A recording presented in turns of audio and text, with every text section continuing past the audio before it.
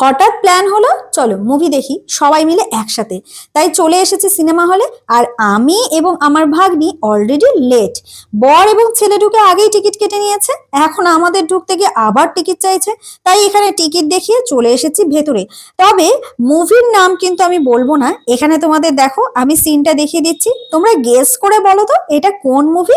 শুধু ছোট্ট একটা হিন্স দিতে পারি, ভীষণ বিখ্যাত এক মুভি, মানে অলরেডি কিন্তু সুপার ডুপার হিট এই মুভি।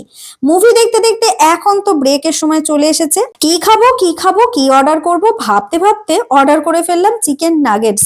পরে দেখছি আমরা যতবার এই এসবিএফ এর সিনেমা হলে আসি ততবার এই চিকেন নাগেটসই অর্ডার করি। গরম গরম কফি এবং চিকেন নাগেটস চলে এসেছে। এই দিয়ে বাকি সিনেমাটাও আমরা জমিয়ে দেখে নেব।